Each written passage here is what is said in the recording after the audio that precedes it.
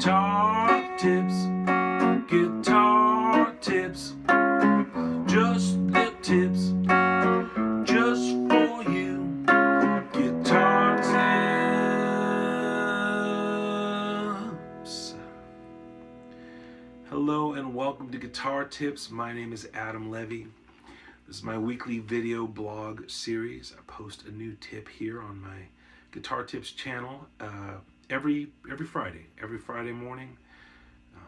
There's a new tip just for you. Guitar Tips is sponsored by Martin Guitar Strings. I feel a little funny saying that today, although it is true.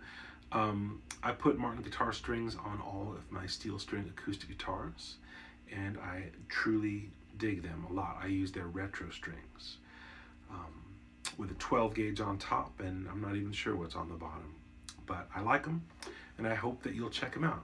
I said I feel funny about it because, of course, this is not a steel string acoustic guitar. This is an electric guitar, as you can tell by the pickups and by the 60 cycle hum coming over my shoulder here from my little Blues Junior amp. I want to talk about electric guitar tone. So this week's tip is once you go flats. Once you go flats. It doesn't roll off the tongue quite the way I thought it would, but that's the tip. Guitar tip, once you go flats, you'll never go bats.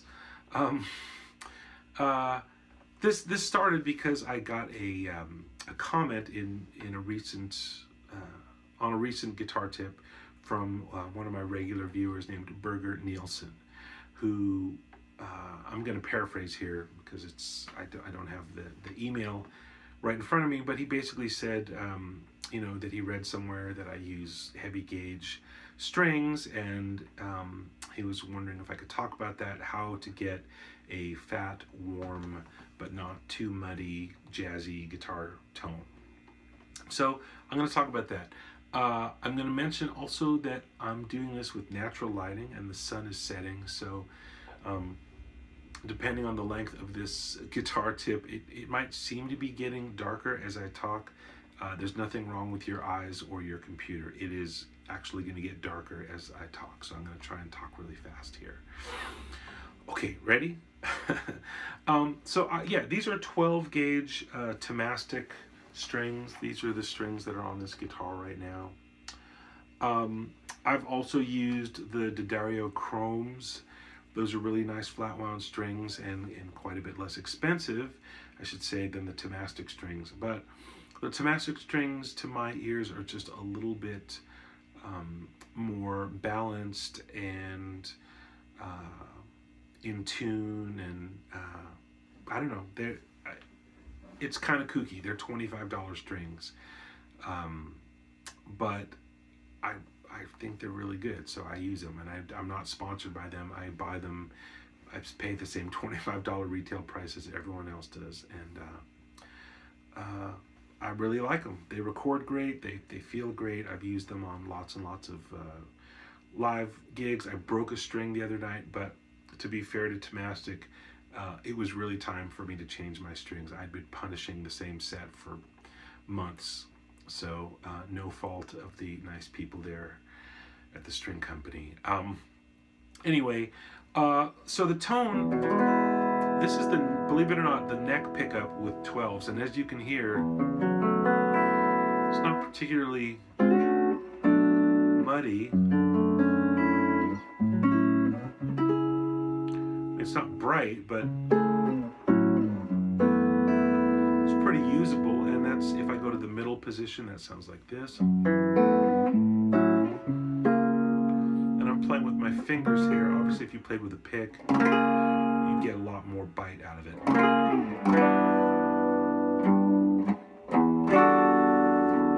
So that's the middle position with a pick. Here's bridge.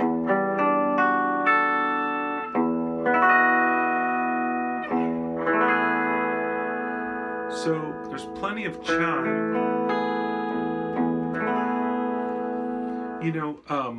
So I guess I would say just in the interest of myth busting, heavy strings and flat wound strings don't necessarily equal woolly, terrible, dark tone. You can get a lot.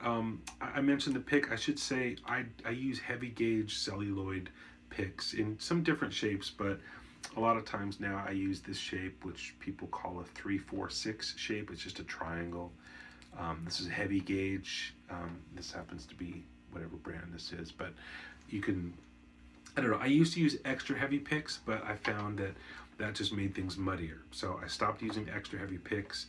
Picks do have tonal characteristics, and if your EQ is not quite the way you want, try a different pick, try a different material or different thickness.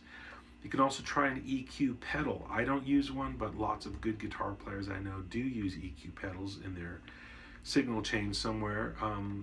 That can really help you accentuate particular frequencies and duck out certain other frequencies in subtle or not so subtle ways. I'm using a Blues Junior. It's a small amp, and it's a little bit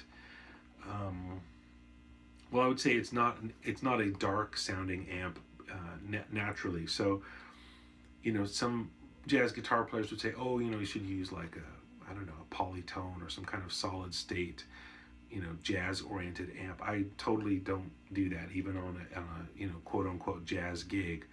I use the same amp. So I use this amp a lot. This is a Fender Blues Junior from some recent vintage. I also have a very old 1963 Fender Deluxe, not blackface, not tweed, but a brown era, which was just for a couple years in between tweed and blackface. These are amps that have a lot of mid-range to them. They're not overly boomy.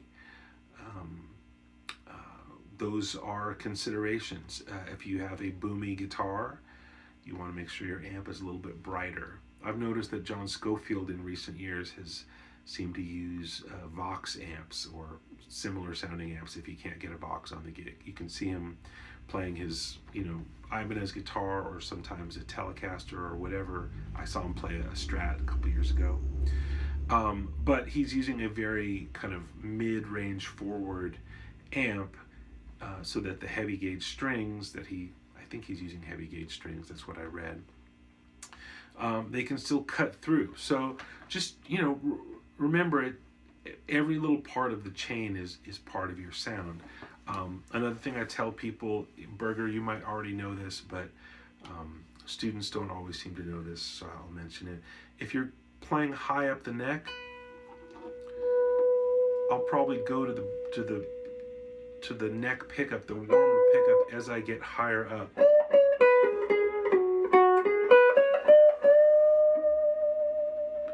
And if I want to play down low, I'll probably go to the bridge pickup. I don't use the middle position that much. I have in the past used it, but I've found with, on gigs and stuff, I found that the middle position just doesn't have enough of a distinct personality. It's a good place to be if you want your guitar to disappear in the mix, but I usually don't want my guitar to disappear in the mix. I would like it to have some personality. So single pickups, what is this? This is this one. This is this one. To my ears have a little bit more personality. So I try to keep the guitar sounding as focused as possible. When I'm playing down low, I'll use a more trebly sound here, or just pick more close to the bridge. If I'm playing up high, I'll use a darker sound or just pick more towards the neck. I'm kind of a little bit all over the place here because I'm trying to catch this little bit of sun as it goes down. You might say buy a lamp, and you would not be wrong. I should buy a lamp. I just want to mention before it gets impossibly dark here, I even use flats on my Telecaster, believe it or not. This is a Cabronita with some aftermarket. These are TV Jones pickups. So these are 11 gauge strings on the Tele. This is neck, middle, bridge,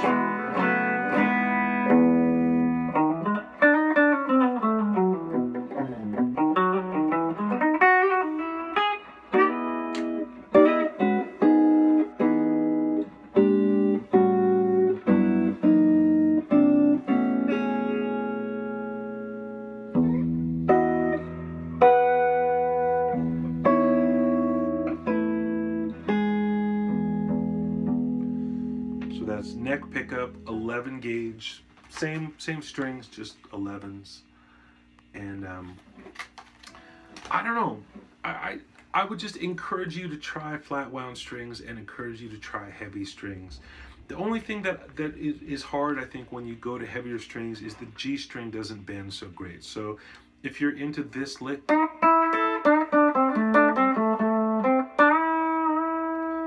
that's hard.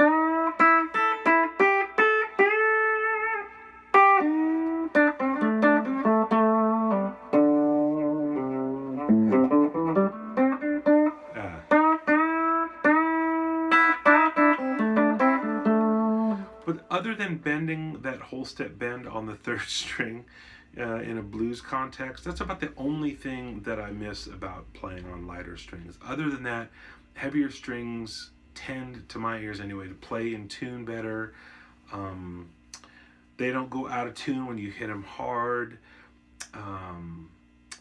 And flat wounds are just less noisy. You hear more the pure sound of what you're playing instead of a bunch of, I don't know, I just cannot play on regular old round wound strings anymore. They just sound noisy to me. I feel like it's a mystery to me why anybody plays those strings. They just seem noisy to me. Of course, you know, you can name a million great players who play traditional round wound strings and sound like, you know, the best sound you've ever heard. So obviously it's a personal choice, but Berger or anyone else who's interested, I would totally encourage you to mess around with heavier strings.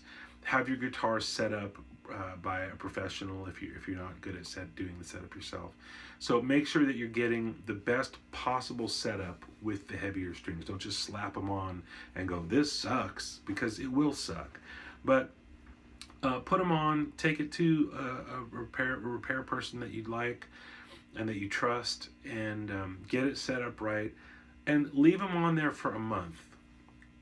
Don't get discouraged after a day or two or a week or whatever. Leave those heavier strings on, make the commitment, hang out with them, and maybe you'll find some other stuff. That's really what I've found, is that I was worried I was going to miss that bent third string stuff. But what's happened is I've discovered other stuff that I could play, and that it didn't sound as much like what everyone else was playing, and that's good. So if you want to sound like everyone else, probably don't put heavy flat wound strings on your guitar. But if you want to find some other stuff that, yeah, it has ties to the older sound of early jazz guitar record, or early every recording. Really, electric guitar, flat wounds were pretty common in the early days. So yeah, it has ties to the past, but I don't think it necessarily means an old-fashioned sound. I think you can do modern stuff with old technology. So that's this week's tip as I fade into the darkness here. Thanks for bearing with me through this beautiful sunset. I wish you could see it. Wish you could see the sunset. Once you go flats, you'll never go bats. I'm Adam Levy for Guitar Tips. Stay tuned and take good care.